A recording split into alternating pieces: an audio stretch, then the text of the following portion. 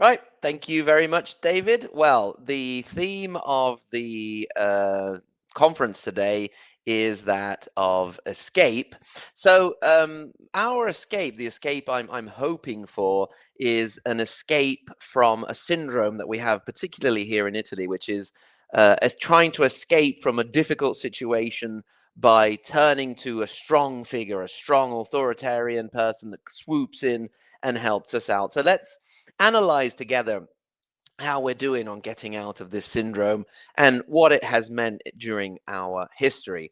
As David said, if you want to, rather than look at my big face, which is not necessarily a pleasant experience, you can hover over the window where you see the presentation, click on the, what do you call it, on the pin, and then you'll be able to see the presentation itself. So, nowadays, you have to start everything by telling a story, so let me tell you a story. Once upon a time, there was a tycoon. Now, this particular tycoon had made a lot of money from real estate. We're not quite sure where the initial money came from. There's a bit of suspicion about it, but we'll leave that there for now. Then, when he got his money from the real estate business, he also invested a little bit in entertainment and was an entertainment figure in himself, an important entertainment figure himself. He is a man who loves to be at the center of attention very much. A lot of what he does is about him. And we can also say that he's not, let's say, incredibly well known for his political correctness, particularly with regards to women's rights, minority rights, rights in general. So, political correctness in general is not really his thing. He poses himself as an anti establishment figure, very much tapping into that anti career politician vein in his country, reaching great success with that narrative as well. He has issues with his hair. And at a certain point, he decides to run for the highest office in the land. And he wins that office. He wins that office, particularly banging the drum of the dangerous left that is going to come and steal all rights and money and freedoms. And of course, you will know and you will have understood that the real estate tycoon interested in entertainment, who loves being the center of attention, who has nothing to do with political correctness, who proposed himself as anti establishment, has hair issues, is, of course, Silvio Berlusconi. Now, it seems that in our time of need, i.e., in the early 90s, a very dark period, if we will, in Italian history, mafia killings, complicated economic situations, part of the country turned to Silvio Berlusconi as their savior. Indeed, the man himself actually said more than once that he was the savior, or that he also was the anointed one. Actually, a quote from the man himself. So these people couldn't get enough of Berlusconi. They elected him in 1994. He fell after 6 months. They elected him again in 2001. And mind you, the 2001 to 2006 Silvio Berlusconi government is, as of today, the longest lasting government in Italian history, if you exclude that of Benito Mussolini. So, in Republican times at least, but also if you include the pre fascist era, the Berlusconi government of 2001 is the longest lasting in history. That wasn't enough. We elected him again in 2008. You will remember, sadly, that 2008 was the start of a terrible international economic crisis. Berlusconi was very much focused for most of his political career on keeping Berlusconi out of prison. He was not able to deal with the economic crisis. And so, once again in our history, we turned to a strong man, a strong figure that we call the first Super Mario, Mario Monti, who took over the government after Silvio Berlusconi. Mario Monti received the largest political majority, one of the largest political majorities in Italian parliamentary history, and so he did what he had to do. He imposed strong austerity measures, and we managed not to default in that time. So, the question I would like to explore together today is, in the words of Peter, Paul, and Mary, when will we ever learn? And let's see, after 1,545 years, which is the time between now and the fall of the Western Roman Empire, what kinds of lessons we may have learned something for. So, first of all, Odoacer, 476, a group of particularly miffed federati, that is, barbarian soldiers, turned to this man because they hadn't been paid, and while he was at it, he thought it might be a good idea to take over the country. He deposes the last emperor, Romulus Augustulus, and de facto, although not in name, Odoacer Odoacre in Italian, becomes the king of Italy. Again, in fact, but not necessarily in name. At a certain point, in come the Byzantines. Now, they're not too thrilled about having Odoacer there, so they think, what can we do? What can we do? Well, we have these annoying Goths on our doorstep, and in particular, we have this king, Theodoric, and why not send him into Italy, see if he can't get rid of this Odoacer? And indeed, by 493, in comes Theodoric, deals with Odoacer, kills him, and we have the Gothic kingdom. After a while, the Byzantines realize that maybe they've made a mistake calling in this strong man, and they start to maneuver to try and get rid of him. Eventually, Theodoric dies in 525 AD, and for a time, his daughter, Amalasuntha, takes over. I'm sure she had a nose and a chin at the time. So she also is in a situation which, unfortunately, women until only very recently were not allowed to be, i.e., that of wielding power. So she thought and thought, decided it might be a good idea to get a man in on the scene. That man was her cousin Theodahad, who ended up murdering her. So once again, a mistake turning to the first strong man or strong figure that comes along. We then had the Gothic War, which pitted the Byzantines against the Goths. Byzantines managed to win out, only just in time for the Lombards to come waltzing in 567. Now, as the Lombards waltzed in, this was a period in which a little thing called the Papal States had started to grow. And these Papal States, as the Lombards settled in, started to make their laws, became more and more comfortable, the papacy started to grow a little bit worried because these Lombards seemed really, really intent on conquering as much of the country as they could. And that as much of the country as they could inevitably would have included those little nascent papal states. Although the irony is that one of the Lombard kings, i.e., Liutprand, actually, you could say, kicked off the papal states when at a certain point he, in 727, conquered the city of Sutri from the Byzantines, but instead of giving it back to the Byzantines, he said, why not? We'll give it to the poor Pope. And so that was one of the moments which are indicated by historians as being the potential start of the Papal States. However, those Lombards were too menacing for the popes, so they called in another strong man. Charlemagne, in 774, came waltzing into Italy and defeated the last Lombard king, Desiderius, and that was the end of the Lombard kingdom in Italy.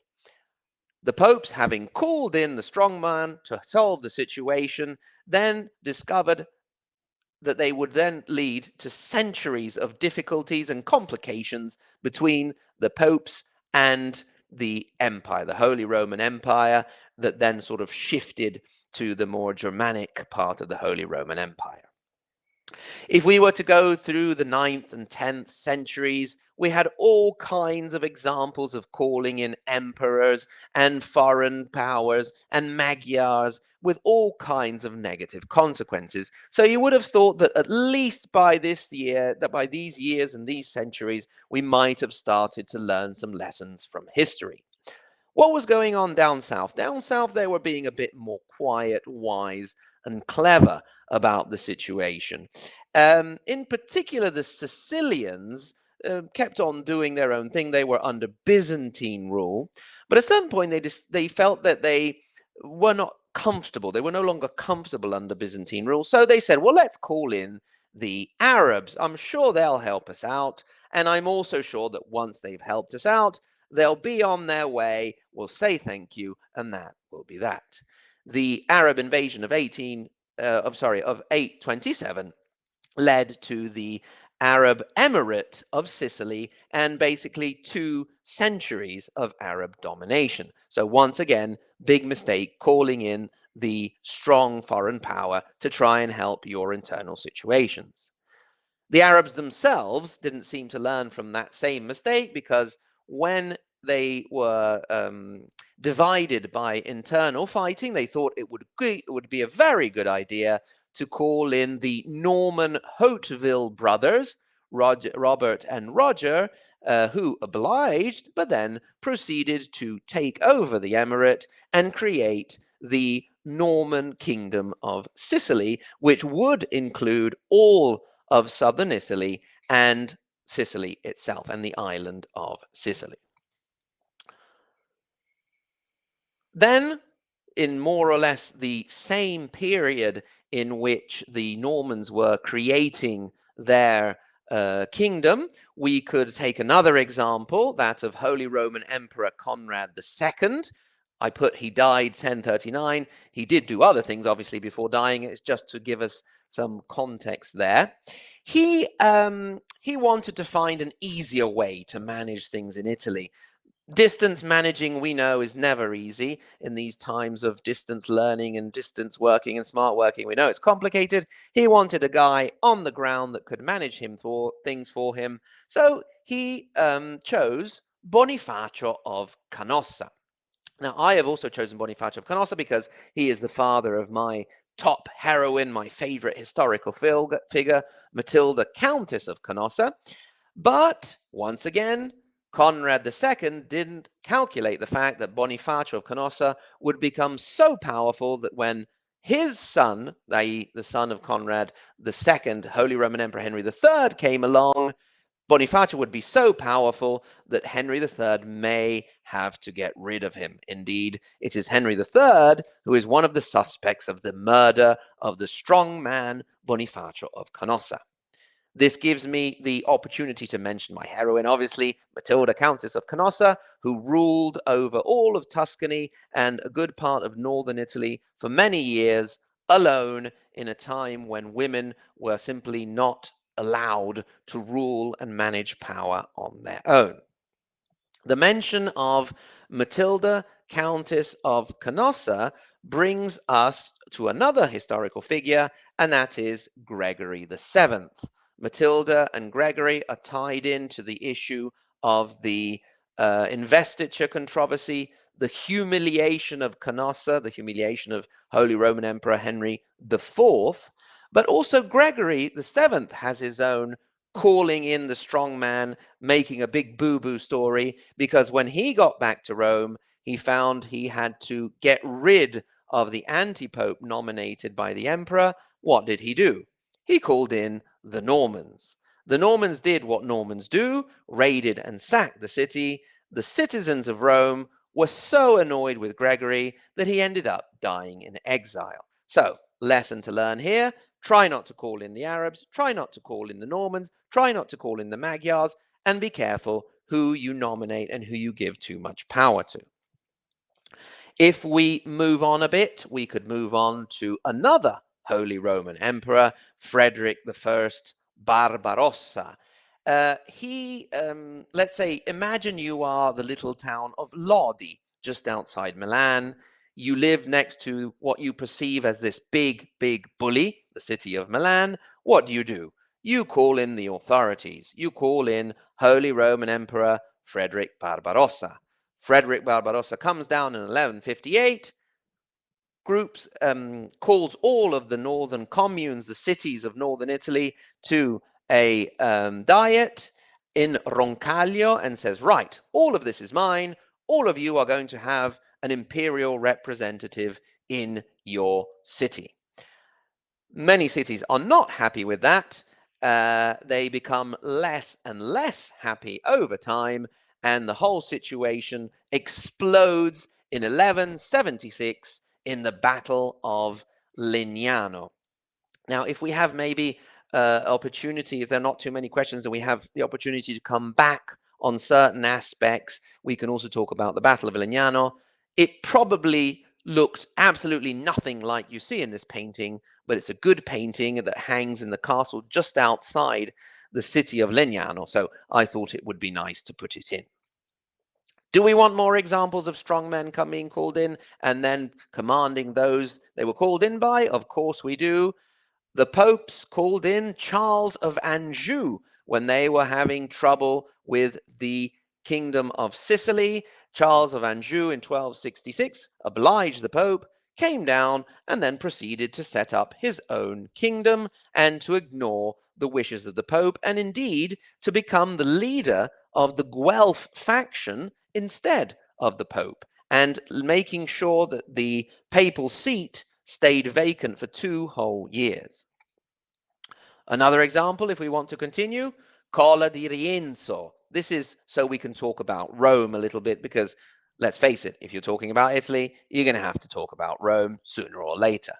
Cola di Rienzo was an up-and-coming young man of media, a low-level family, not a poor family, but let's say not a rich family, who made his way up to becoming a notary, got noticed by the local representatives, was sent to the Pope in Avignon at the time, because we know that starting at the beginning of the 14th century, the papacy had its Avignon period. Carla went up to the Pope. Pope liked the look of the guy, sent him back as his representative. Carla proceeded to set up basically set up a dictatorship in the city of Rome, and after having tried a couple of times, he was then killed by the citizens of the city. Then we continued to make the same mistake over time. We called in the Spanish, we called in the French, we called in everybody, but never thought to try and sort ourselves out for ourselves and by ourselves. But by now, I think you more or less get the picture of what I'm trying to get at. If you really don't, we can mention also Napoleon. When he came down for his first Italian campaign, there was great hope that he would be the savior, that he would free Italy from foreign domination. And of course, he proceeded to set up his own kingdom and to also give bits of the country back to the Austrians, whom we were trying to get away from in the first place. So also this situation of the strong man coming in and helping us out didn't really turn out as well as intended. Then came the big mistake, and I mean the big mistake. Imagine it's a time of economic crisis. It's a time in which a pandemic has just swept through the world. Italy turns to a charismatic, controversial leader. This charismatic, controversial leader participates in an election. He is not satisfied with the result of the election, so as a consequence, he encourages his followers to descend upon the nation's capital and to take it by storm. And of course, this strong, charismatic man was Benito Mussolini, and the moment we are talking about is the March on Rome. Here you see Benito Mussolini marching, but it must be said that he encouraged and inflamed his supporters, but from a distance, because when the March on Rome happened, Benito Mussolini was in a hotel in Milan, making sure things did go well, otherwise he was ready to escape to Switzerland. So the question is this: have we Italians learned our lesson? We've had 1,545 years of lessons. Have we learned them? 2021, 2021, a moment of crisis, third wave of the pandemic, serious economic trouble. What do we do? Do our politicians come together? Do they find a solution? Do we as a nation sort ourselves out for once? No, we don't. We call in the second Super Mario, Mario Draghi, and it seems that the very presence of this man in the government should solve all of Italy's ills. All we can say at this point is Super Mario, good luck.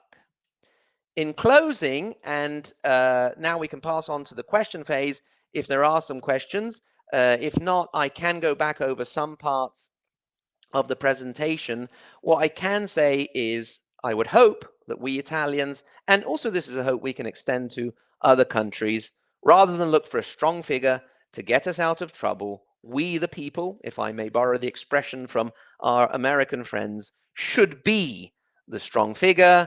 So we should vote, participate, although it's not always easy, and hold our elected representatives accountable for honesty and for good government.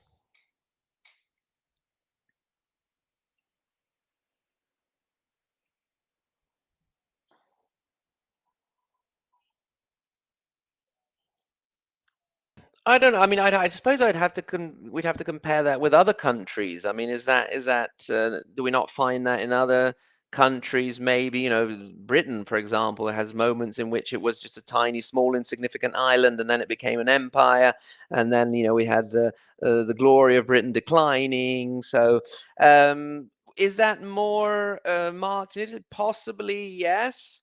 For example, the post-war period obviously was a time of very dramatic economic issues, and had it not been for the Marshall Plan, Italy would not have been able to recover from that period.